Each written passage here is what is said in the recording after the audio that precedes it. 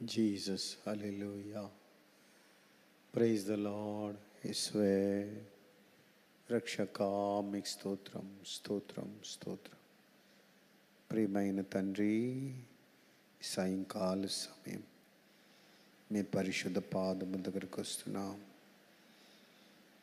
మమ్మల్ని ఎంతగానో ప్రేమించిన దేవుడు, సాయంత్ర సమయంలో ప్రభువా కార్య ఆరంభము నుండి అంతం వరకు మీ అధ్యక్షతన మీ యొక్క సన్నిధిలో ప్రభువా మమ్మల్ని స్థిరపరచండి, బలపరచండి, కనికరించండి, దయ చూపించండి. రక్షక, మీరు మా నోటికి బోరగా ఉండండి. బిడ్డలు పాడుచుండగా ప్రభువా వారి కంఠమును ముట్టండి, వారితో మీ సన్నిధి ఉంచండి. ప్రభువా తండ్రి, అన్నీ కూడా క్రమముగా సక్రమముగా నీ సన్నిధిలో నీ నామ మహిమార్థమే ముందుకు కొనసాగుటకు సాయం చేయండి. యేసయ్యానికి స్తోత్రం. ఈ నూతన సంవత్సరంలో మమ్మల్ని మా ప్రభువా మీరు బలపరచండి, మీరు ధైర్యపరచండి, సిద్ధపరచండి. ప్రభువా మీరు మమ్మల్ని సిద్ధపరచండి. సిద్ధపరచు దేవుడు నీవే, ఆయుత్తపరచు దేవుడు నీవే. దేవా, నీ వెలుగులో మమ్మల్ని నడిపించు నాయన. నీ వెలుగులో నువ్వు కోరుకుంటున్న రీతిగా మీరు మమ్మల్ని నడిపించు దేవుడు అయినందుకు స్తోత్రం.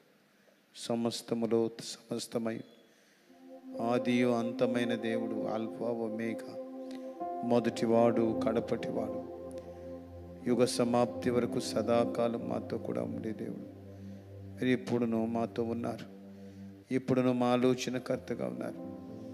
ఇప్పుడును ప్రభు మమ్మల్ని ధైర్యపరచు దేవుడుగా ఉన్నారు. అందుకై ప్రత్యేకంగా వందనాలు చెల్లిస్తున్నాం. మీరు ఇంకను మమ్మల్ని అభిషేకించరా ప్రభువా, బలపరచురా తండ్రి, భద్రపరచురా. సమస్త కార్యములలో జయమును అనుగ్రహించండి, ఆశీర్వదించమని. సకల ఘనత మహిమా ప్రభావాలు మీరు ఒకరే చెల్లించుకోండి. యేసు శ్రేష్టమైన శక్తిగల పవిత్ర నామములో స్తుతించి ప్రార్థన చేసి మహిమపరిచి వేడుకుంటున్నాను తండ్రి. ఆమేన్, ఆమేన్, ఆమేన్. సమయంలో సిద్ధపరచబడిన బిడ్డలు చక్కగా పాడండి. మీరు పాడండి.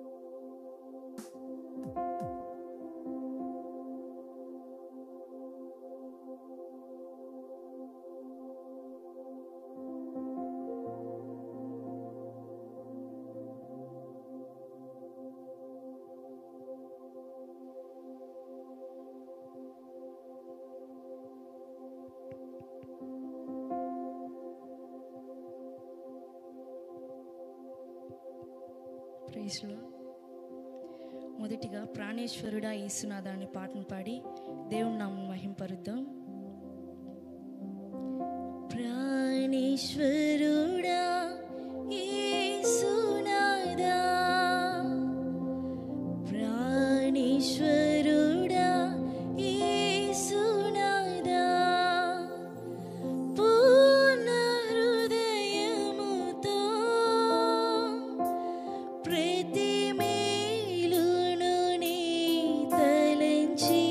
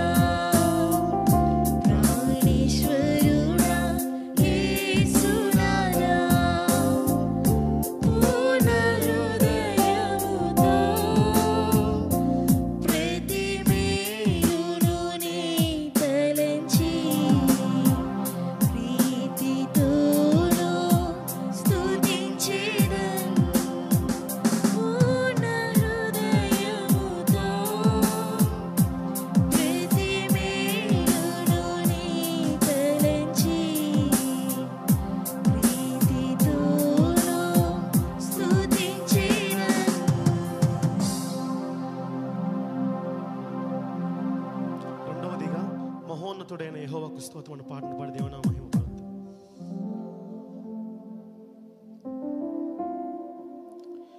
నాదు ఆశ్రయం కేడము కోటయు నేను నమ్మిన నా దేవుడవేగా. నాదు ఆశ్రయం కేడము కోటయు నేను నమ్మిన నా దేవుడవేగా. మహోన్నతుడైన యెహోవాకు స్తోత్రం స్తుతిగానంతో కీర్తించేదం. మహోన్నతుడైన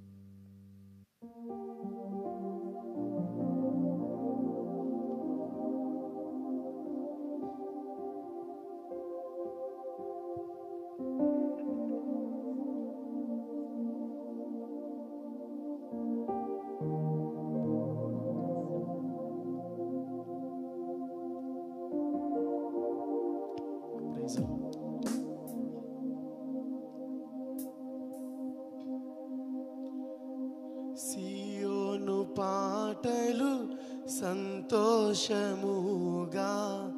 పాడుచు సియోను వెళ్ళుదము. సియోను పాటలు సంతోషముగా పాడుచు సియోను వెళ్ళుదము. లోకాన శాశ్వతానందమేమియు లేదని చెప్పెను ప్రియుడేసు. లోకాన శాశ్వతానందమేమియు లేదని చెప్పెను ప్రియుడేసు. పొందవలేని లోకమునందు కొంతకాలమెన్నో శ్రమయు. పొందవలేని లోకమునందు కొంతకాలమెన్నో శ్రమయు. సియోను పాటలు సంతోషముగా పాడుచు సియోను వెళ్ళుదము. సియోను పాటలు సంతోషముగా పాడుచు సియోను వెళ్ళుదము. ఐగుప్తును విడచినట్టి మీరు అరణ్యవాసులై ధరలో. ఐగుప్తును విడచినట్టి మీరు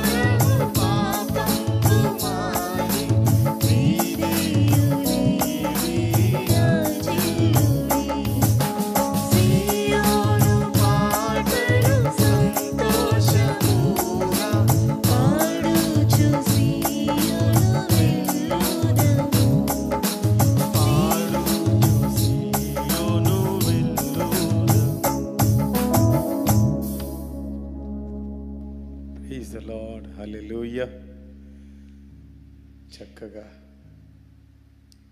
పాడి ప్రభు నామాన్ని మహింపరిచారు. వీళ్ళు చక్కగా ప్లే చేశారు. సంతోషము. కొన్ని నిమిషాలు మనం బైబిల్ స్టడీ సందర్భాన ఈ సమయంలో ఒక ప్రత్యేకమైన నూతన సంవత్సరంలో నూతన సంవత్సర శుభాభి వందనాలు తెలియచేస్తూ నూతన విధానంలో ఒక మాటని మనం తలపోసుకున్నాం. దేవునికి స్తోత్రం. చాలా ప్రాముఖ్యమైన మాట, చాలా ఆధ్యాత్మిక జీవితానికి మనకు ప్రయోజనకరమైన మాట.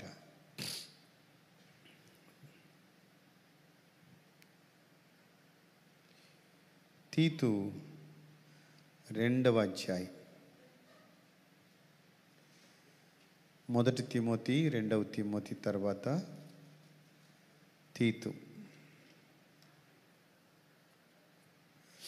తీతు రాసిన పత్రిక తెరచిన వాళ్ళు 2వ అధ్యాయం 8 అంటే 7-8 వచనాలు రెండు కలిసే ఉంటాయి. చదువుకుందాం. పరపక్షమందుండువాడు మనలను గూర్చి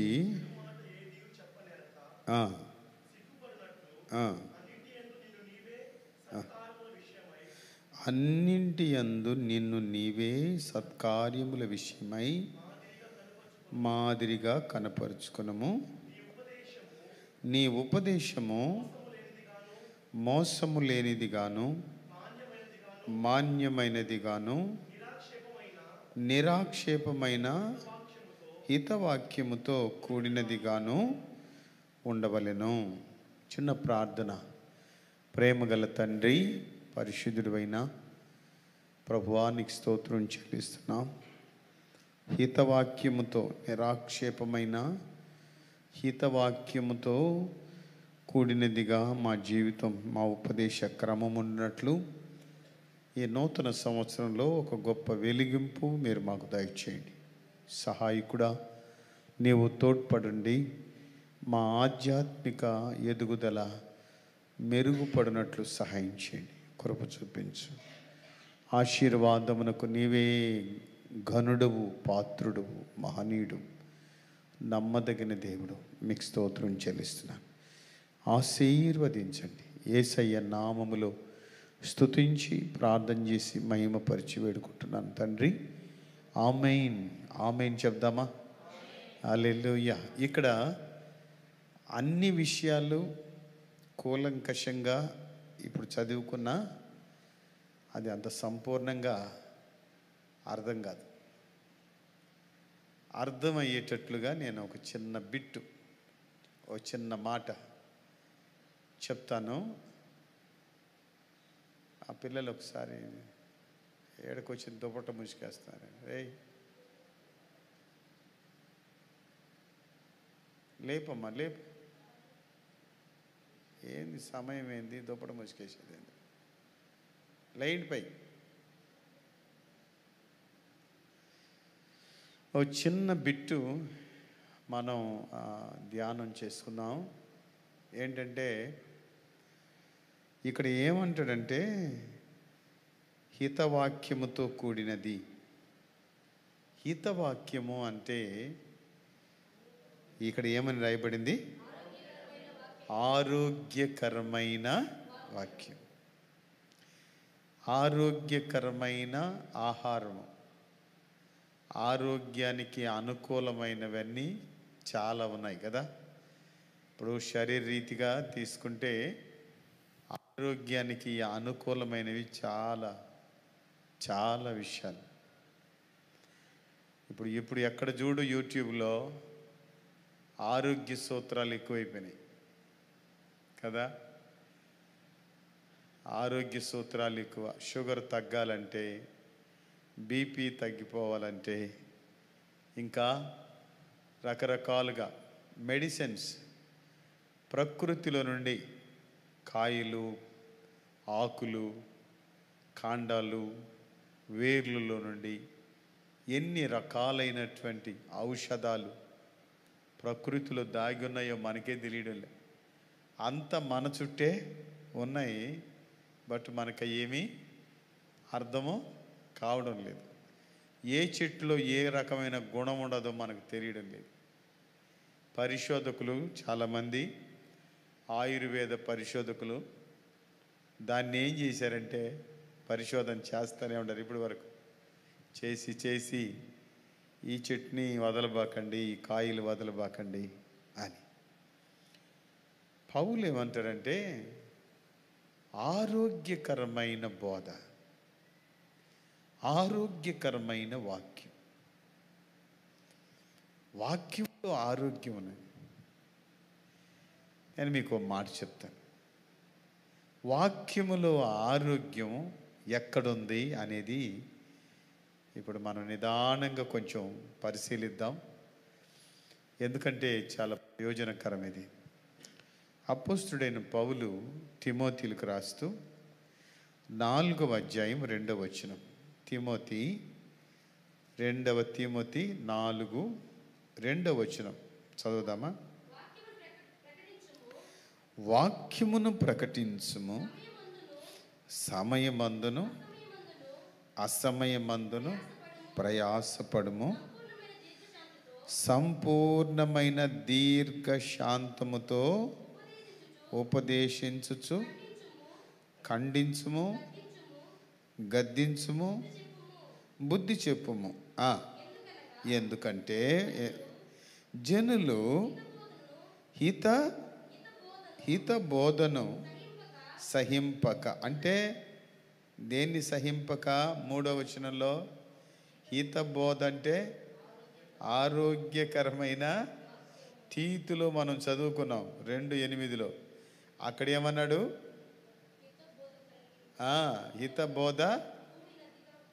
హితబోధ కూడినదిగా ఉండాలి. హితబోధ అంటే కింద పుట్టినోట్లో ఏమనిచ్చాడు?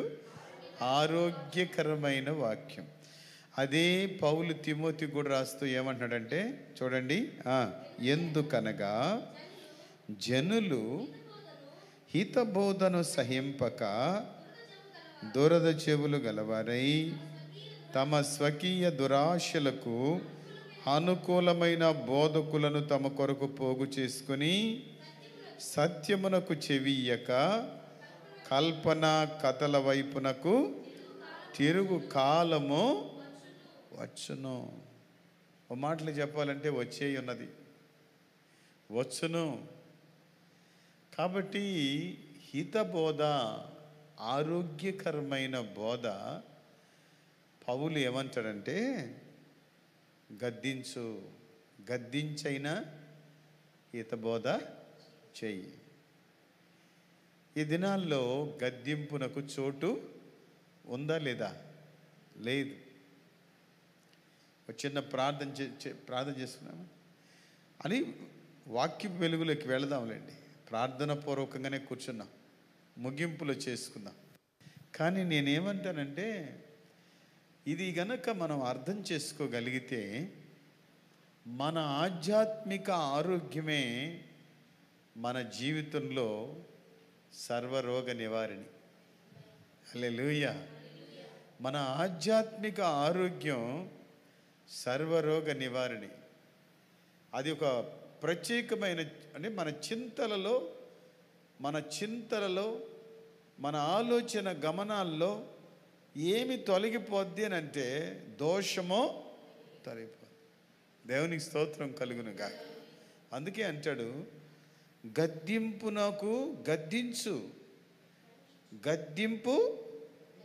ఖండించుము, ఉపదేశించుము, ఖండించుము, గద్దించుము, బుద్ధి చెప్పుము.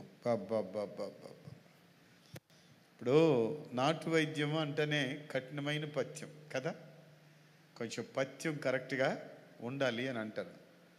సో అదే విధంగానే దేవుని వాక్యం గన అలవాటు అయిపోయినామంటే, గద్దింపు అలవాటు పడితే ఈ ఆరోగ్యం ఎక్కడుందంటే గద్దింపులో ఉంది. వాక్యము చేత గద్దింపునకు హృదయాన్ని సార్థకం చేసుకోవాలి. కూర్చున్న వారం మనం కొద్దిమందిమైనా ఈ పదిలమైన మాటని మన హృదయంలో భద్రం చేసుకుందాం. యోబు గ్రంథకర్త అంటాడు 5వ అధ్యాయం 17వ వచనంలో, యోబు గ్రంథకర్త 5వ అధ్యాయము 17వ వచనం. నాయన చదువు. అబ్బా, ఇంకా నా ఆరమరే లేదు, ఆలోచించే పనే చెప్పాలి మీరు నాతో కూడా లేదు. ఎవరు ధన్యుడు?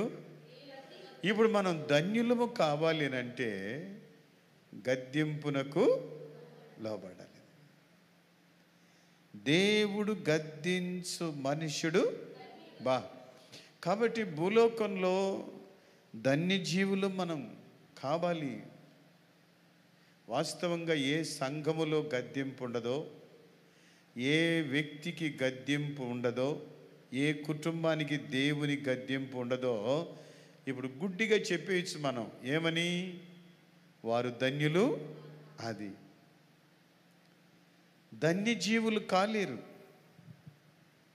దేవుని గద్దింపుని మనం క్షుణ్ణంగా పరిశీలిస్తే మనం ధన్యులు. ఎలాగ ధన్యులో చెప్తాను నేను. దేవుని గద్దింపు ఒక కార్యాన్ని ప్రారంభంలో నెరవేర్చింది. ఏంటి ఆ నెరవేర్పు? 106వ కీర్తన 9వ వచనం చదవండి. కీర్తన 106:9లో ఏం చేసిందో ఒకసారి మనం ఇక్కడ క్షుణ్ణంగా చదవచ్చు. చూద్దామా? ఆయన ఎర్ర సముద్రమును గద్దింపగా. ఇప్పుడు ఒక విషయం తెలియాలి వరకు, ఎర్ర సముద్రము ఆయన గద్దింపునకు లోబడినట్ట కానట్ట? అది కదా, ప్రైజ్ ది లార్డ్. సముద్రము ఆయన గద్దింపునకు లోబడింది. సముద్రము ఆయన గద్దించగా అది ఏమైపోయిందంటే ఆరిపోయింది. ఏమో ఎర్ర సముద్రమా, నువ్వింత బలమైన దానివి, నీకింత పేరు చరిత్ర ఉంది, నీకు ఇంత పెద్ద నేమ్, ఇంత లోతైనది. ఎర్ర సముద్రం నేను డైరెక్ట్గా చూశాను. ఎర్ర సముద్రానికి ఎర్ర సముద్రం అని పేరు. ఆడకు పోయి చూస్తే ఎర్ర సముద్రం ఏమి ఎర్రంగా లేదు. ఎర్ర సముద్రం ఏమి ఎర్రంగా లేదు. మన పులికాటు నీళ్ళు ఎట్లున్నాయో ఎర్ర సముద్రం నీళ్ళు కూడా అట్టే ఉన్నాయి. మరి ఎర్ర సముద్రానికి ఎర్ర సముద్రం అని పేరు ఎందుకు పెట్టారంటే, ఎర్ర సముద్రములో ఉన్న చేపలు ఎర్రగా ఉంటాయి. అది దాంట్లో ఉండే స్పెషల్. ఎర్ర సముద్రంలో ఫిష్ వచ్చి ఎట్లుంటుంది? ఎర్రగా ఉంటాయి. ఎర్ర సముద్రానికి మరొక గుణం ఏంటంటే, ఎర్ర సముద్రములోని లోపల ఆ లేయర్స్, కింద ఉన్నటువంటి భాగపు లేయర్స్, అంటే అరలుగా ఉండే లేయరు, దానికి అనుగుణంగా దాని స్థితిని అది మార్చుకుంటూ ఉంటుంది. పెట్రోల్ బావులు, దాంట్లోని పెట్రోల్ బావులు, డీజిల్ బావులు, క్రూడ్ ఆయిల్ తీసేది అందులో నుంచి అక్కడక్కడ వేసేసి ఉంటారు. ఏది? బావులకి పెద్ద పెద్ద మిషన్లు కట్టేసి ఉంటారు అక్కడ. ఏంటనంటే ఇక్కడ ఆయిల్ పడింది. వాళ్ళు నిజంగా మనం ఒక 6 ఎకరా కొనుక్కుంటే ఎంతో మురిసిపోతాం. ఒక 5 ఎకరాలు ఉన్నది అంటే ఎంతో ధనవంతులు మనం లెక్క ప్రకారం. మీకు మాట చెప్తాను, సముద్రంలో పెట్రోల్ పడింది, క్రూడ్ ఆయిల్ అక్కడ మిషన్ అమర్చినారు అని అంటే నిజంగా వాళ్ళు ఎంత ధనిలో మీరు చెప్పండి. వాళ్ళు ఎంత కోటీశ్వరులు చెప్పండి. మడి దున్నకనే, సదును చెయ్యకనే, ప్రయాస పడకనే సముద్రంలో నుంచి ఏమొస్తుంది చెప్పండి?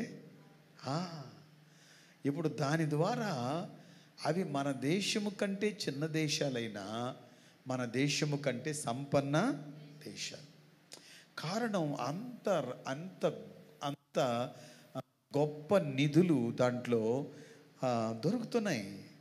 దాంట్లో దొరుకుతుంది. దాంట్లో నిజంగా ఒక రకంగా చెప్పాలంటే బంగారం దొరుకుతుందని అలా. ఎందుకంటే పెద్ద కోటేశ్వర్లు అవుతున్నారు దానివలన. ఎర్ర సముద్రం, ఎందుకు ఎర్ర సముద్రం అని పేరు వచ్చిందో చెప్పాను. ఎర్ర సముద్రంలో ఏమి దొరుకుతాయో చెప్పాను. అంటే దీనంతటి నేను ఎందుకు చెప్పానంటే ఎర్ర సముద్రానికి ఉన్న వైభవం ఎంత గొప్పది. అంత వైభవం కలిగిన ఎర్ర సముద్రం దేవుడు గద్దించగా ఏమైపోయింది? ఆరిపోయింది. ఎర్ర సముద్రమును దేవుడు గద్దించగా ఆరిపోయింది.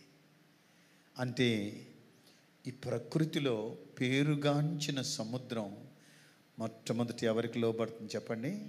దేవునికి లోబడుతుంది.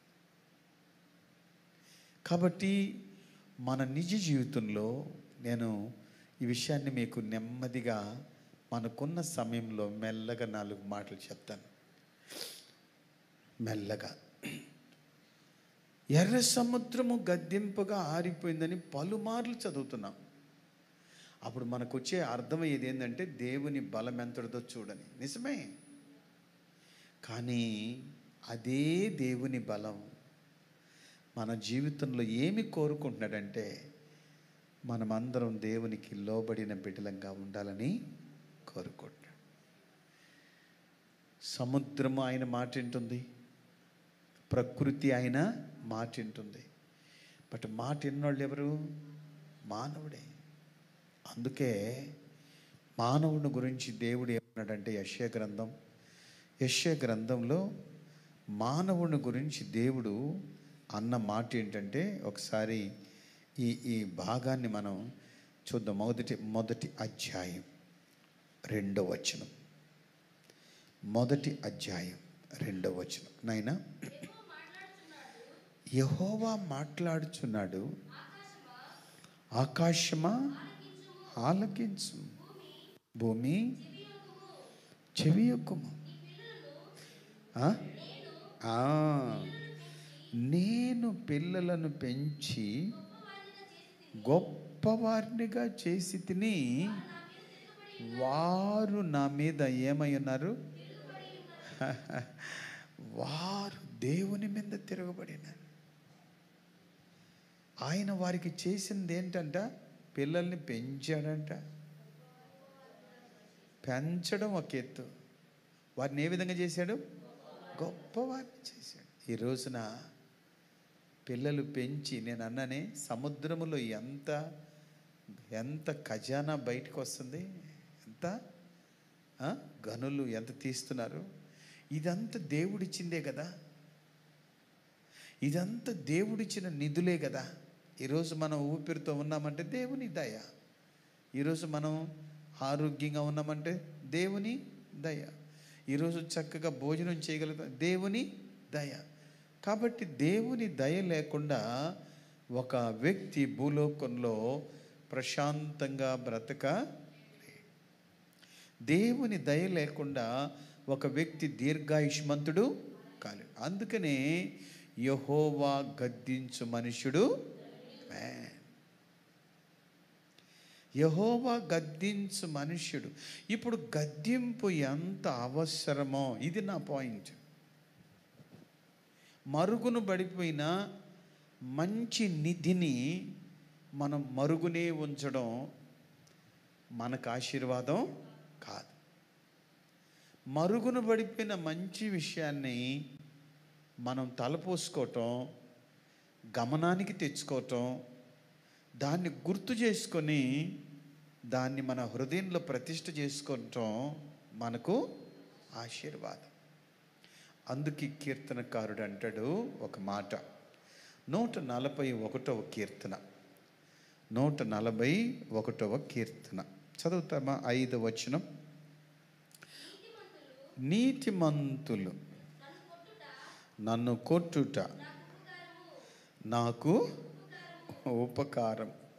నీతిమంతులు నన్ను కొట్టుట నాకు ఉప్పు కారం కాదమ్మా, ఉపకారం. నీతిమంతులు నన్ను కొట్టుట ఉప్పు కారం అంటుంది. ఆమె ఉప్పు కారం వేసి కూర చేసి ఏనా బైబిల్ చదువుతుంటే కూడా ఉప్పు కారమే కోయేసి. దేవుని స్తోత్రం. నీతిమంతులు నన్ను కొట్టుట నాకు ఉపకారము. ఇక్కడ ఒక మాట చూడు. వారు నన్ను గద్దించుట. ఇది కీర్తనకారుడు తన జీవితంలో తనివి తీర గ్రహించిన సత్యం. మూర్ఖుడు గద్దింపును తిరస్కరిస్తాడంట. మూర్ఖుడు గద్దింపును ఏం చేస్తాడు? తిరస్కరిస్తాడు. పశుప్రాయుడు గద్దింపుని తృణీకరించేస్తాడు. మనం ఆలోచిద్దాం. ఒక మాటలో మనం అనుకోవాలంటే మనమందరం దేవుని పిల్లలం. మనం దేవుడు కోరుకున్న పిల్లలం. నేను మూలపాఠం చెప్తున్నాను, బాగా వినండి. మనం దేవుని పిల్లలం. దేవుడు కోరుకున్న బిడ్డలు దేవుని గద్దింపులో లీనమైపోతారు. ఎప్పుడు దేవుని గద్దింపులో లీనమవుతారో వారు ధన్యులైపోతారని. ఎంత మంచి ఆశీర్వాదం. మనం మన స్వబుద్ధి వలన ఎన్నో నష్టపోతాం. మన సొంత ఆలోచనల వలన ఎంతో నష్టపోతాం. కానీ నేనేమంటానంటే ఈ మాట వలన మనం ధన్యులం అవుదామే. ఈ మాట వలన భాగ్యవంతులమే అవుదామా. ఈ మాటను అంగీకరించుట ద్వారా మనం బలం పొందుకుందాం. ఈ మాట అంగీకరించాలి అని అంటే ఒకటి కావాలి, మనకు అభిషేకం. ఆమేన్. ఇక్కడ కీర్తనకారుడు మొదటి మాటలో అక్కడ దాచిపెట్టినటువంటిది ఏంటంటే, ఆయన చూడండి ఏమన్నాడు మొదటి మాట? నీతిమంతుడు నన్ను కొట్టుట నాకు ఉపకారము. నాకు ఉపకారము. వారు నన్ను గద్దించుట ఏం అభిషేకము? తైలము యొక్క అభిషేకం. తైలం దేనికి సాదృశ్యం? పరిశుద్ధాత్మ అభిషేకమునకు. ఆమేన్. పరిశుద్ధాత్మ అభిషేకానికి సాదృశ్యం. ఎంతమంది నమ్ముతున్నారు? అభిషేకం పొందిన ప్రతి బిడ్డ నీతిమంతుని చేత, నీతి వలన, బాగా వినండి, నీతిమంతుని చేత, నీతి వలన ఏమి చేయబడతామునంటే అది ఆ పేజీ మంది అంతే. ఇది మనం ఒక లెవెల్కి ఎదిగిన వాళ్ళకి చేసే ప్రసంగం. ఒక స్థాయికి వెళ్ళి బిడ్డలు ఆధ్యాత్మికంగా వాక్య గద్దింపు ఇది నాదే. వాక్య గద్దింపులో మనకు మెళుకు వస్తుంది. వాక్య గద్దింపులో మనకు భయం వస్తుంది. వాక్య గద్దింపులో జ్ఞానం వస్తుంది. నీకు మెళుకు వస్తుంది. మర్చి పడుకొని ఉంటుంది. సోమరిగా ఉంటాం, సచ్చుగా పడి ఉంటాం. కొంచెం గద్దించి ఎంతసేపు పడుకుంటావు, నిద్ర ముఖమా అంటారు కదా ఇంట్లో పిల్లల్ని. ఎంతసేపు పడుకుంటా నిద్ర ముఖమా, పని చేయాలి పైకి. అప్పుడు ఏమొస్తుంటే మెళుకువా. అంతేకాదు ఆ గద్దింపులో జ్ఞానం, చురుకుదనం గొప్ప భాగ్యం. అందుకని చూడండి, దేవుని గద్దింపుని రిసీవ్ చేసుకోవాలంటే తైలాభిషేకం కావాలి. దైవ గద్దింపులో తైలాభిషేకం.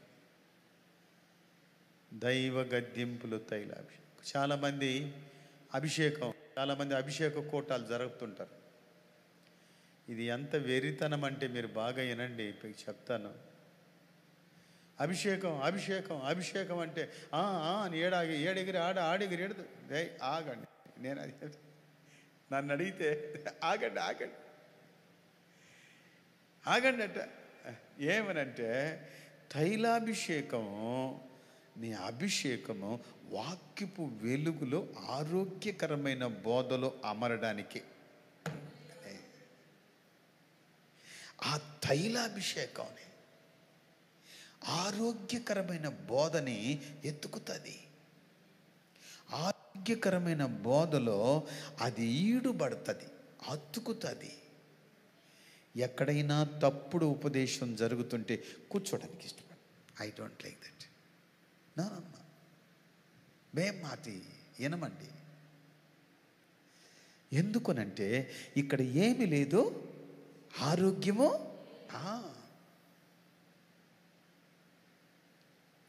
హోటల్కి పోయినాము, నిన్నట్టు కూడు పెట్టాడు అనుకోండి, తింటామా? కొంచెం సాంబార్లో చల్లదనం ఉంటేనే ఎప్పుడు చేసినావు చెప్పు అడుగుతారు కదా. ఎప్పుడు చేసినావు? ఇది చల్లం కూడా అదే, వేడి లేదే. అందుకని వాడు తెలివిగా ఏం చేస్తారంటే నిన్నటి దాన్ని కూడా వేడి చేసి పెట్టేస్తాడు. మీరు గమనించినారో లేదో, చల్లకూర వేడి చేసేస్తే కూడా మనకు అది చల్లకూర అనేది తెలుస్తుందా తెలీదా? ఖచ్చితంగా తెలిసిపోద్ది. Taste change. కూరని మన ఇంట్లోనే వేడి చేస్తేనండి రుచి మారిపోతుందా? అవునా కదా? ఇక అంతే మరి. పరిస్థితులను కూడా వేడి చేసి పెడుతుంటారు. వేడి చేసి ప్రసంగాలను కూడా వేడి చేసి అభిషేకం వచ్చింది. యాడకు వచ్చింది అభిషేకం? ఏదైనా పరిధి ప్రదేశంలో ఆరోగ్యకరమైన ఆధ్యాత్మిక ఆరోగ్యకరమైన వాతావరణం మనకు కనపడలేదనుకో, మనం అక్కడ అమరకూడదు. పాడైపోద్ది హృదయం, పాడైపోతుంది మన సెన్స్, మన కాన్షియస్ మనస్సాక్షి పాడైపోద్ది. అందుకని పౌలు అంటాడు, మళ్ళా చదవచ్చు మనం, ఆరోగ్యకరమైన తీతు పత్రికలో 2:8 మరి 7-8 2 కలిసే ఉన్నాయి కదా నాయన, చదవండి. పరపక్షమందుండువాడు మనల్ని గూర్చి చెడు మాట ఏదియో చెప్పనేరక అన్నిటి యందు నిన్ను నీవే. నేను ఎవరు చెప్తారు? ఇప్పుడు చూడండి, నేను ఎవరు చెప్తారు? నిన్ను నీవే. ఈ మాట నన్ను భలే నన్ను ఆదరించింది. నిన్ను నీవే బలవంతుడు కా, నిన్ను నీవే ప్రార్థనకు, నిన్ను నీవే పురికొల్పుకోవటం. చాలామంది ఏం చెప్తున్నారంటే, మమ్మల్ని ఎవరు పలకరించటం లేదు బ్రదర్, మమ్మల్ని ఎవరు అనుకోవడమో లేదు. అది తప్పే, అనుకోకపోయినా కూడా నేను సమర్థించను దాన్ని. కానీ ఒక మాట అంటాను, ఎవరు పలకరించినా ఎవరు పలకరించకపోయినా మనం పరలోకం పోవాలన్నా వద్దా? అది కదా. కాబట్టి ఈ లోక పరిస్థితులు ఏ విధంగా ఉన్నా మనలో మనమే సత్యమందు ఏం చేయాలి? ఆరోగ్యకరమైన హితబోధయందు స్థిరులము కావాలి. హితబోధయందు ఏమి కావాలి? స్థిరులము కావాలి. నేను ఒక మాట చెప్తాను, మనకు బాగా తెలుసు. అప్పుడు కొలిమి ఉండేది, కంసాలోని ఇంటికాడ కొలిమి. ఇక్కడ మన వీధిలోని కొలిమి ఉండేది. ఎప్పుడు చూడు టంగు టింగు టింగు టంగు అని కొడతా ఉంటారు సమిటితో. ఇప్పుడు ఆ రైలు పట్టాల మీద ట్రైన్ పోయేటప్పుడు కొన్ని ఇనుములు ఇరిగి పడిపోయి ఉంటాయి, పట్ట అంటారు దాన్ని. దాన్ని తీసుకొని వచ్చేస్తే కత్తి పట్టించుకునేవాళ్ళు, గొడ్డలు పట్టించుకునేవాళ్ళు, పిక్కాసులు పట్టించుకునేవాళ్ళు, రకరకాలుగా రకరకాల ఐటమ్స్. నీకు అక్కడ దొరికింది తీసుకొని వచ్చి నిప్పులో పెడితేనే కానీ రూపం వచ్చేదే. నిప్పులో పెట్టకపోతే రూపం ఎట్ట వస్తుంది? దొరికినట్టు తీసుకొని వచ్చి వాడుకోవడానికి వీలు పడుతుంది. కాబట్టి మన నిజ జీవితంలో నీ ఆత్మీయ స్థాయి అలాగే వదిలేస్తే అది ఎందుకు పనికిరాదు. అది ఎందుకు పనికిరాదు. నిన్ను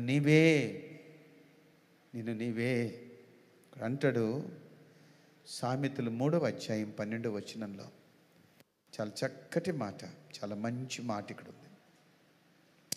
సామెతలు 3:12లో ఒక మంచి మాట.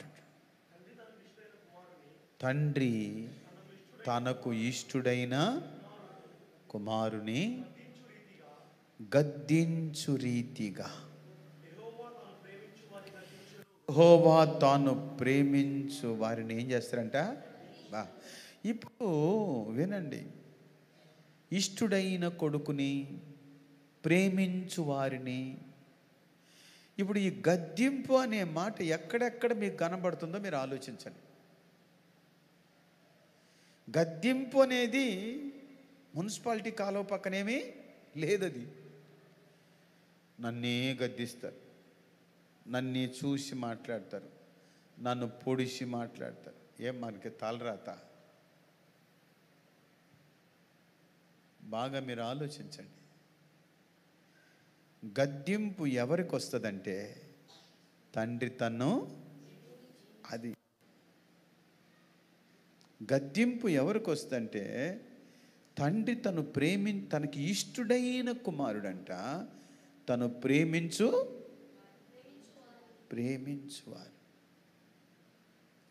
ఇష్టుడివి దేవుని చేత ప్రేమించబడేవాడు. దేవుని చేత ప్రేమించబడుతున్నాము కాబట్టి ఆయన సొంత బిడ్డమే. ఆయన సొంత బిడ్డం కాబట్టి ఆయన మనలను తనకు సాధనగా చేసుకోవటానికి, ఆయన మనలను ధన్యులను చేయటానికి, అది అక్కడ దాగి ఉండే మర్మం. నిన్ను ధన్యుణ్ణి చేయటానికి, నిన్ను ధన్యురాల్ని చేయటానికి. అసలు ఈ మర్మాన్ని గ్రహించినట్లయితే మనం అసలు గద్దింపును వదిలే పెట్టం. గద్దింపును వదిలేపెట్టాం. సమీపంగా ఉంటాం. వాక్యపు వెలుగు చేత పట్టబడతాం. వాక్యపు వెలుగు చేత మనము శుద్ధీకరించబడటానికి, మనము పద్దును చేయబడటానికి ఇష్టపడతాం. మనం ఈరోజు ఆలోచిద్దాం. తండ్రి తాను ప్రేమించు కుమారుని గద్దించు రీతిగా యెహోవా తాను ప్రేమించు వారిని గద్దించును. ఎంతో దూరం వెళ్ళిపోతాను. ఇప్పుడు నీతిమంతుడు కొట్టుట తైలాభిషేకం.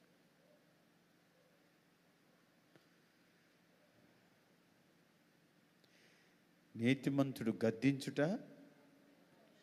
వానికి తైలాభిషేకం. చూడండి, ఇప్పుడు సపోజ్ నిర్భయంగానే దేవుని సన్నిధిలో ఉన్నారే అనుకోండి. ఎందుకయ్యా అట్టున్నావు, సరిగా ఉండ అన్నారే. అసలు నిజంగా అభిషేకం ఉన్న వారికి అయితే తైలాభిషేకం అది. అవునా? ఆ గద్దింపు వలన అతను ఏమవుతున్నారంటే రీఫ్రెష్, తిరిగి మరలా నూతనపరచబడుతుంది. ఆ గద్దింపు అతన్ని తిరిగి మరలా ఏం చేస్తుంది చెప్పండి? నూతనపరుస్తుంది.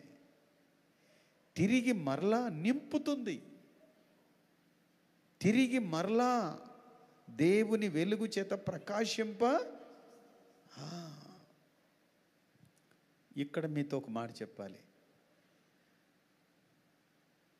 ప్రభుతో పాటు శిష్యులందరూ బలలో పాలు పంపులు పొందుతున్నారు.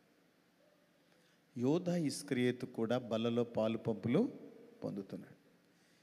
యోధా మొక్క ముంచుకొని నీతిమంతుని సభలో ఉండలేక చీకట్లోకి బాగా ఆలోచించాలి.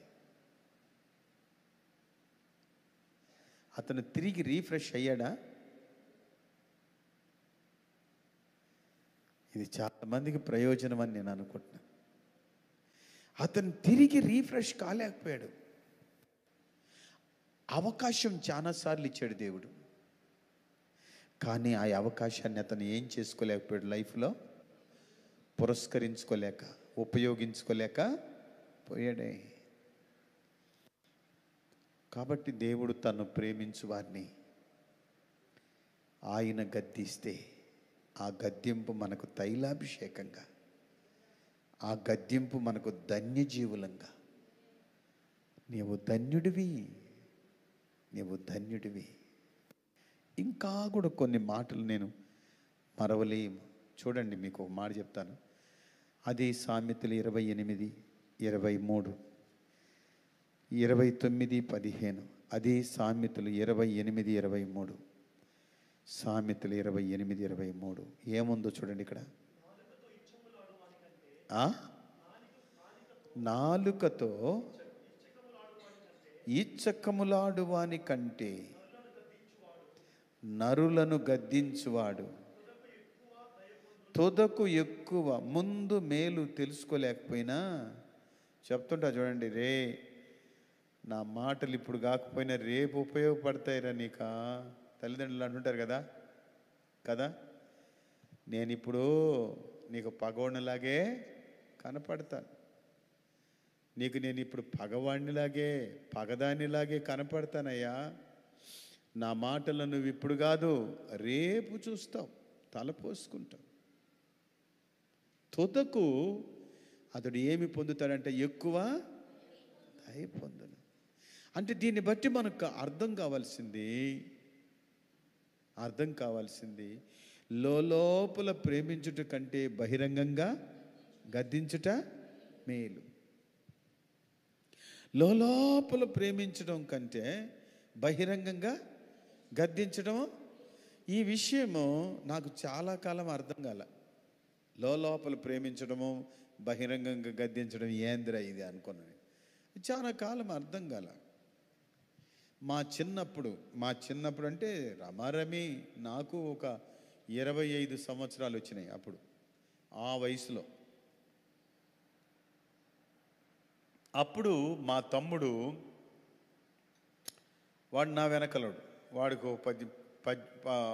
19-20 సంవత్సరాలు వాడికి వచ్చినాయి. మేము బయట చదువుకోవడానికి వెళ్ళిపోయినాం. ఎప్పుడో ఒకసారి ఊర్లోకి వస్తుంటాము. తమ్ముడు ఇంట్లోనే ఉండి వ్యవసాయం చూసుకుని. మా ఇంట్లో మా నాయనకి తాగుడు అలవాట్లేదు, బీడీ తాగుతాడు. ఆ టైంలో చైన్ స్మోకర్ అని చెప్పాలి. కానీ ఈ ప్రసాదాలు ఏం తాగడు. ఆయన సారాయి తాగే అలవాటు లేకపోతే బ్రాందీ తాగే అలవాటు లేదు. ఊర్లో ఏం జరిగిందంటే, ఈ తిరణాళ్ళు అవి జరుగుతాయి కదా, అప్పుడు ఇంటికి ఒక బుడ్డిని పంచుకుంటారు. మా అమ్మ ఏం చేసిందంటే, ఆ టైంలో మా వాడు కొంచెం పెద్దోడైనాడు కదా, మా తమ్ముడా, వాడిని చూసి, రే అందరూ తాగుతుండలా, నువ్వు తాగితే ఎవరు దీన్ని? ఆమెకి తెలియలే. ఇదిగో మా ఇంటి భాగం ఒకటి టీండి అని చెప్పి తీసుకొని వాడికి రహస్యంగా షాక్ అయిపోయినా నేను. మా అమ్మేంది ఈ పని చేస్తుంది, మా అమ్మేంది ఈ పని చేస్తుంది, కొడుకుని తాగమని చెప్తున్నది. అది షాక్ అయిపోయినా నేను. రే నీకేం తెలుసు ఊరుకోరా, మేము ఒకవేళ నేను అడిగిన అనుకో, రే నీకేం తెలుసు ఊరుకోరా అంటే, తల్లులు పిల్లలు చేసే ఈ పనుల్ని బహిరంగంగా గద్దించరు. కానీ ఎవరన్నా అడిగారు అనుకో, మావాడేం తప్పు చేయనట్టు, అదే బా ఊరుకో, అదంతా కాదులే, పైన ఉడాయించేస్తారు కదా. పైన వీళ్ళు లోపల ఏంటంటే వాళ్ళు చేసేటువంటి పొరపాటుని కపుతా కపుతా కపుతా కపుతా కపుతా వచ్చేస్తారు. కానీ వాక్యం ఏం చెప్తుందంటే ఇది లోపల ప్రేమ.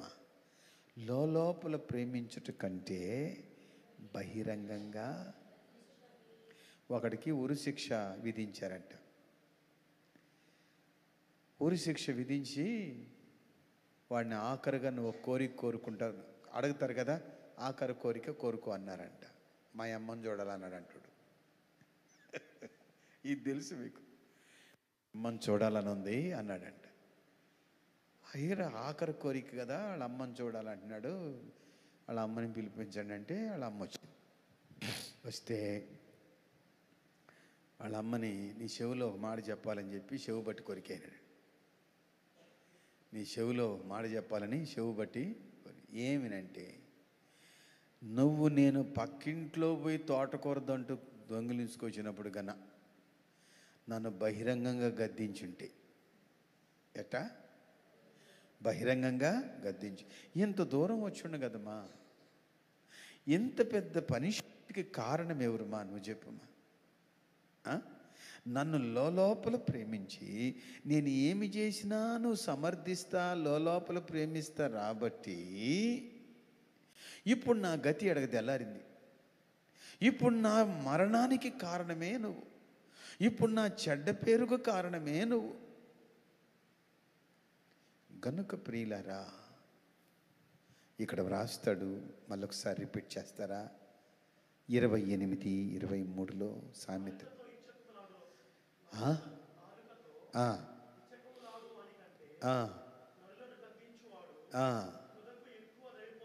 దయ పొందును కాలు. గద్దించువాడు తుదకు ఎక్కువ. ఆ ఒక ధైర్యం నాకు కూడా అనుకుంది. బిడ్డల్ని దేవుని వాక్యము చేత సరిచేద్దాం, గద్దిస్తాం, వారు ధన్యులగుదురు, వారు తైలాభిషేకం పొందుకుంటారు, వారు తిరిగి రీఫ్రెష్ అవుతారు, వారు దేవుని యొక్క ముఖాన్ని ప్రశస్తంగా చూస్తారు, దేవునికి ముందు నిలబడతారు. ఇది గొప్ప భాగ్యం కదా. ముఖస్తుతి చేస్తే 3 రోజులకు మూల కూర్చోవడం కంటే సత్యాన్ని సత్యంగా ప్రకటిస్తూ జీవితాంతం గడపడం ఎంత భాగ్యమా. అవునా కాదా? ఈ నిజమును మన హృదయంలో దాచుకునే కొద్దీ మనం నిజంగా దేవుని దయకు పాత్రులమవుతాం. మరొక మాట కూడా నేను మీకు చెప్తాను. రెవల్యూషన్లో ప్రకటనలో ఈ మాట ఉంది చూడండి. మీకు 29:15 చదివించానా? 29 సామెతలు 29:15 చదివారా? చదవండి. బెత్తమును, నేను ఇంతకుముందే చెప్పాను, గద్దింపు ఏమి కలుగజేస్తుంది అన్నాను? బెత్తమును గద్దింపును ఏమి కలుగజేయను? జ్ఞానము కలుగజేయను. ఇప్పుడు అదుపు లేని బాలుడు,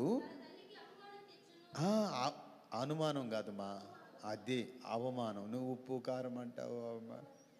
సరేలే, స్తోత్రం కలుగును గాక. సరదాగా కాసేపు దేవుని యొక్క వాక్యపు వెలుగులో ఒకసారి రిపీట్ చేయండి ఆ మాటని. బెత్తమును గద్దింపును జ్ఞానమును కలుగు చేయండి. ఇప్పుడు చూడు, అదుపు లేని బాలుడు. ఏం బాలుడు? ఏం బాలుడు? మీకు ఒక ఎగ్జాంపుల్ చెప్తాను. గంట సేపు ఈ మాదిరిగా కూర్చున్నారంటే అదుపు లేకపోతే కూర్చుంటారా? మీరు ఆలోచించండి. బైబిల్ స్టడీ, ఆదివారం ఆరాధన, గృహ కూడిక, ప్రార్థనా సమయం. మనం ఎందుకు అమరాలి అంటే మనలను మనం అదుపు చేసుకోవడానికి. ఏం చేసుకోవడానికి?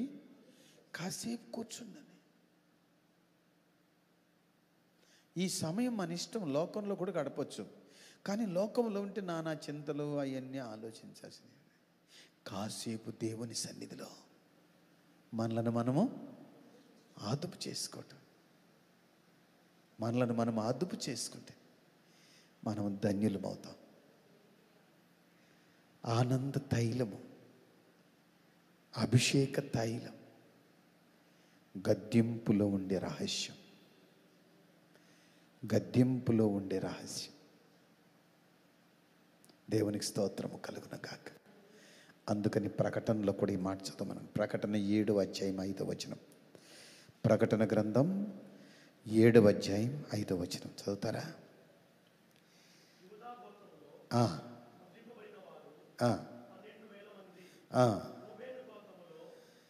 ప్రకటన 7:5.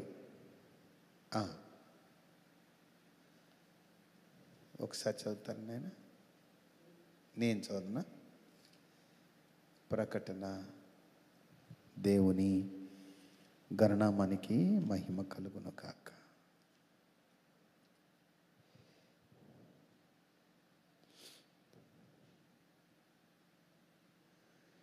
Praise the lord. 5వ వచనం. ముద్రింపబడ్డ వారి సంగతులు ఇక్కడ మనకు బాగా కనబడుతున్నాయి కదమ్మా. Praise God. హల్లెలూయా, హల్లెలూయా, హల్లెలూయా.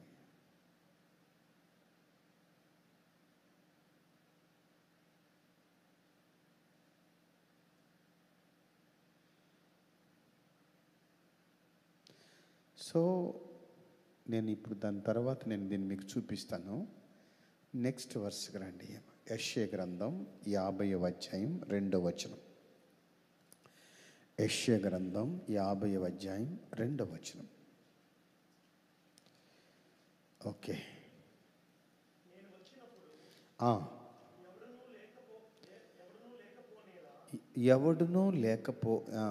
ఎవడునూ లేకపోనేలా నేను పిలిచినప్పుడు ఎవడునూ ఉత్తరమియ్యకుండానేలా నా చెయ్యి విమోచింపలేనంత కొరచైపోయినా విడిపించుటకు నాకు శక్తి లేదా?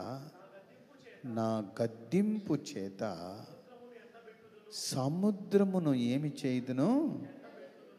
ఎండబెట్టుదును. అదే ప్రకటనలో కూడా అంటాడు, నా గద్దింపు చేత సముద్రమును ఆయన గద్దింపునకు. నేను ఒకటే, అది పౌరుషంతో కూడిన మాట. ఈరోజు అదే జీన్ మనలో పనిచేసి మనలో ఆలోచించాల్సింది ఏంటంటే, దేవుడు తాను గద్దించు మనుష్యుడు ధన్యుడు గనుక, సముద్రమునే ఎండబెట్టగల సమర్థుడు గనుక నేను ఎలాగా ఆ అభిషేకములో అమరగలను అనంటే, సంఘ పరిధిలో వాక్యపు వెలుగులో, సంఘ పరిధిలో వాక్యపు. అందుకని 141:5 నీతిమంతుడు నన్ను కొట్టుట. ఒకసారి చదువుతున్నాయి.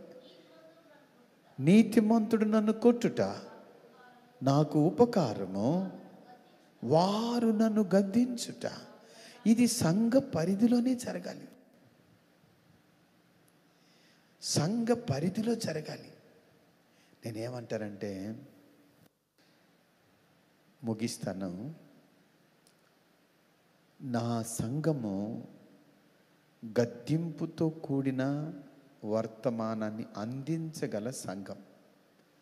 నా సంఘము అంటే, ఇప్పుడు చూడండి, మనం బజార్లోకి వెళ్తే మనకిష్టమైంది అమ్ముతున్నారు అనుకోండి. మా బజార్లో చాలా మంచి ఐటెం అమ్ముతారు. ఒక మంచి పకోడీ వాసన వస్తుంది, మంచి పకోడీ వాసన వస్తుంది, గమగమ అంటుంది. పలానా టైంకి అది అమ్ముతున్నారు, అది నీకు ఇష్టం అంటే సరిగ్గా టైంకి వెళ్ళి ఏం చేస్తావు? కానీ పెట్టుకొని ఉంటాం. ఆ మధ్యలో మేము వేరే చోటు నుంచి వస్తున్నాం, విజయవాడ నుంచి వస్తున్నాను. ఒంగోలులో నాకు తెలీదు, ఒంగోలులో వచ్చేసి మైసూర్ పాక్ అమ్ముతారు. ఆ మైసూర్ పాక్ పేరేదో నాకు మర్చిపోయాను. ఒక ఆయన పేరు అది అల్లూరయ్య స్వీట్. అల్లూరయ్య స్వీట్లో ఒంగోలులో మైసూర్ పాక్, అల్లూరయ్య మైసూర్ పాక్ ఫేమస్. ఉండదు, కొనుక్కొని వెళ్ళిపోతారు, కిలోలు కిలోలు కొనుక్కొని వెళ్ళిపోతారు. ఒకరోజు నేను వస్తూ ఉన్నాను, నాకు మనసంతా అల్లూరయ్య స్వీటు మైసూర్ పాక్ తీసుకోవాలని. ఆ టైంలో కృష్ణారెడ్డి గారు ఫోన్ చేశారు. ఒంగోలులోకి వచ్చేటప్పుడు ఎక్కడున్నారు సార్ అన్నాడు. నేను ఒంగోలు వెళ్తున్నాను సార్. ఒంగోలు అయితే ఒంగోలుకి వస్తే అల్లూరయ్య పకోడీ అమ్ముతారు చూడండి, దొరకదు మీకు. 11 గంటల నుంచి క్యూలో ఉంటారంట అక్కడ. ఎప్పటి నుంచే 11 గంటల నుంచి 1 గంటకి అయిపోద్దంట అల్లూరయ్య అంగట్లో ఉండే పకోడీ ఫినిష్ అయిపోద్ది, ఇంక దొరకదు. కాబట్టి మీరు వచ్చేటప్పుడు పకోడీ అడగండి. ఆయన చెప్పిన తర్వాత నాకు ఇంకా నోట్లో నీళ్ళు ఊరవడం మొదలుపెట్టి, ఓయమ్మ ఇంకా అది ఇంకెంత బాగుంటుంది, నాకు ఇది ఒకటే తెలుసు, అది కూడా ఉందండి అప్పుడు వరకే. తర్వాత తీరా మేము అక్కడికి వెళ్తే ఆయన ఉసూరుమంట చెప్పిన మాట ఏంటంటే, పని వాళ్ళు రాలేదు సార్ ఈరోజు, అందుకని పకోడీ లేదు. పని వాళ్ళు రాలేదు సార్, పకోడీ వేయలేదు సార్. ఎంత ఆవురావురమని దేహానికి అది ఎంత అంటే లాలాజలాన్ని ఊరించే ఆ మధురమైనటువంటి సందర్భాన్ని మనలో పుట్టిస్తుంది ఆశ. మన ఆధ్యాత్మిక జీవితం చింత కూడా నాకు ఈ సమయంలోకి వెళితే దేవుని వాక్యము చేత గద్దింపు నాకు దొరుకుతుంది. ఆ గద్దింపు నాకు దీవెన, ఆ గద్దింపు నాకు తైలాభిషేకం, ఆ గద్దింపు నాకు ఇంకా ఆశీర్వాదం, ఆ గద్దింపు నాకు జ్ఞానం, ఆ గద్దింపు నాకు మెళుకువ. దీని మీద ఆశ మనకు కలిగే ఆ అంత స్థాయికి ఆధ్యాత్మికంగా కొంచెం కొంచెం కొంచెం ఎదుగుని. అందుకని పౌలు తిమోతి అంటాడు, మనం మొదటిగా చదువుకున్న 2 తిమోతి 4:2 ఏమన్నాడు చూడండి. 2 తిమోతి 4:2 చూడు అమ్మా. వాక్యమును ప్రకటించుము, సమయమందును అసమయమందును ప్రయాసపడు, ఉపదేశించచ్చు, ఖండించుము, గద్దించుము, బుద్ధి చెప్పుము. ఇప్పుడంట సంపూర్ణమైన దీర్ఘ శాంతంతో ఏం చేయమని ఉపదేశించు. చూడండి, ఈ పని ఇక్కడ మనకు తెలియని సబ్జెక్ట్ ఇది, నాకు చాలా వరకు తెలియని సబ్జెక్ట్. దీర్ఘశాంతంతో ఉపదేశించు. ఫారిన్లో అంటే పిల్లలకి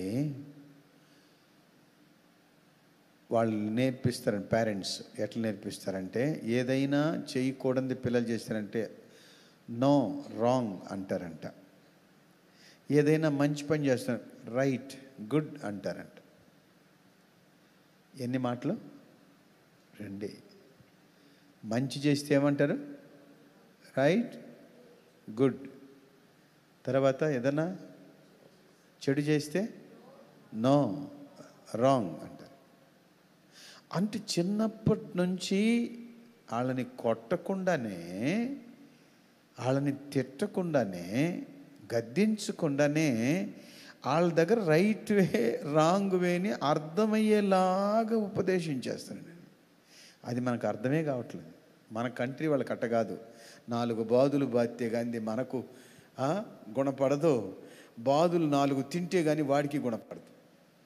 ఈ 2 ఉంటాయి అన్నమాట. అటు కదా పిల్లకాయలు రే వద్దురా వద్దురా వద్దురా వద్దమ్మా వద్దమ్మా వింటారా? వినరు. ఒక 2 ఏ పన. అది ఇండియా పద్ధతి, అది మన ఇండియా పద్ధతి. కానీ ఫారిన్ పద్ధతి అది కాదు. నో రాంగ్ ఎస్ గుడ్, ఇట్లా ప్రేమతో ఉపదేశం చేస్తారు. దైవ క్రమాన్ని ప్రేమించే వారికి గద్దింపు కూడా ప్రియమైన వార్తలా కనపడుతుంది. నరకంలో ప్రలాపించే వాళ్ళు ఏడుస్తారనుకుంటా. అయ్యో, ఎక్కడ ఏడుస్తున్నారు చూద్దామా రండి. సామెతలు 5వ అధ్యాయం. సామెతలు 5వ అధ్యాయం. ఎలాగ ఏడుస్తున్నారు చూడండి. ఇక్కడ ఏమి చెప్పి ఏడుస్తున్నారు. 5వ అధ్యాయం 10వ వచనం నుండి. ఆ? ఆ. ఆ. ఆ. ఆ. తుదకు నీ మాంసమును నీ శరీరమును క్షీణించినప్పుడు, ఇదిగో చూడు, అయ్యో ఉపదేశము నేను ఎట్లు త్రోసివేసి తిని, నా హృదయము గద్దింపునెట్లు. అయ్యో అయ్యో, చాలా లాస్ అయిపోయినాను. వినండి దయచేసి. అయ్యో, విచారించేది విచారణ. మీకు ఒక మాట చెప్పనా, గద్దింపును త్రోసిపుచ్చిన దాన్ని బట్టి మన మనసు ఎంత సంక్షోభంలోకి వెళ్తుంది ఇక్కడ బాగా అర్థమవుతుంది. అప్పుడు దాన్ని బట్టి సంఘములో మానక చేయవలసిన పని గద్దింపుము, బుద్ధి చెప్పుము, ఖండించుము, ఉపదేశించుము. ఇవి మనకెంతైనా ఆరోగ్యాన్ని మెరుగుపరిచేవి. మన ఆధ్యాత్మిక ఆరోగ్యం మెరుగుపరిచేవి. నువ్వు రీఫ్రెష్మెంట్ అవుతావు. యెహోవా గద్దించు మనుషుడు ధన్యుడైపోదు. తుదకు వారు దయ పొందుతారు. దాని ద్వారా వారికి జ్ఞానము కలుగుతుంది. వారు ధన్యులవుతారు. వారికి జ్ఞానము, వారు దయ పొందుతారు. దీన్ని విడిచిపెట్టేస్తే అయ్యో అయ్యో. గనుక ఇలా మనం మాట్లాడుకుంటూ వెళ్తే గద్దింపులో ఉండే రహస్యం, గద్దింపులో ఉండే ఆశీర్వాదం, లెక్కకు మించినన్ని ఈవులు దాంట్లో దాగి ఉన్నాయి. నిజంగా మనం ఈ సాయంకాలం ధన్యులమి. ఈ మాటలు మనం విన్నాం. మరుగును పడిపోయింది, బయటికి తీసుకొచ్చుకున్నాం. దాన్ని హృదయంలో భద్రం చేసుకుని, ప్రభువా నీ వాక్యపు వెలుగు ఎంత బలమైంది, ఈ అద్భుత గడియ నాకు ఇచ్చావు. ఇది నా జీవితానికి దొరక్కుంటుంటే, ఈ మూల్గు నేను తినకుండా ఉంటే, దీని రుచి నేను ఎరగకుండా ఉంటే, దీని మర్మం నేను గ్రహించుకుంటుంటే నేను లాస్ అయిపోయి ఉంటాను. దేవుని సన్నిధి కావాలి నాకు. ప్రార్థిస్తామా? తల వంచండి. మమ్మల్ని మిక్కిలిగా ప్రేమించిన మా ప్రియ పరలోక తండ్రి, పరిశుద్ధుడు అయిన దేవా, మీ పవిత్ర పాదములు స్తోత్రం చెల్లిస్తున్నాను. ఆరోగ్యకరమైన బోధ, ఆరోగ్యకరమైన ఉపదేశం, గద్దింపు, ఖండించటం, అందులో దాగి ఉన్న అద్భుతమైన మర్మం మా జీవితానికి మీరు అందించారు. సంఘ బిడ్డలంగా, కుటుంబంగా మా పరిస్థితి యావత్తు మేము చివరికి అయ్యో నేను ఎట్లు గద్దింపును త్రోసివేశాను, తృణీకరించానని ఏడవకుండా, భంగపడకుండా నే కృపకు పాత్రులంగా మమ్మల్ని మార్చండి. అంగీకరించే అభిషేకం దయచేయండి. తైలాభిషేకం చేత మీరు మమ్మల్ని అలంకరించండి. మా చుట్టూ అగ్ని కంచె దయచేయండి. ప్రతి బిడ్డ హృదయంలో ఇటువంటి అద్భుతమైనటువంటి నడిపింపు దయచేయండి. అద్భుతమైన పొడిగింపు దయచేయండి. కృపచేత బిడ్డలను అలంకరించండి. అలంకరించండి అయ్యా.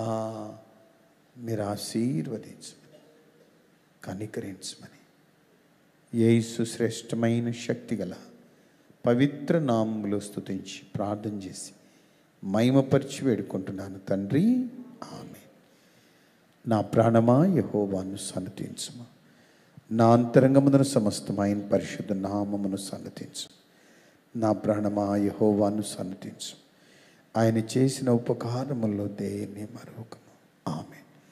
మన పరమ తండ్రిని దేవుని ప్రేమయు మన ప్రభువైన యేసుక్రీస్తుల వారి కృప పరిశుద్ధాత్మ యొక్క నిత్యాదరణ కూడి వచ్చిన మనందరితో సకల పరిశుద్ధులతో సదా తోడుగా ఉండి కాచి కాపాడును గాక. Amen. Amen. God bless you. Praise the Lord. అందరూ ఈ రోజున ఒక ప్రత్యేకమైన విషయాన్ని మేలుకరంగా దీవెనకరంగా తలపోసుకున్నాం. ఈ తలంపు మనలో మనం మరవకుండా ఉందాం కాక. God bless you. Thank you.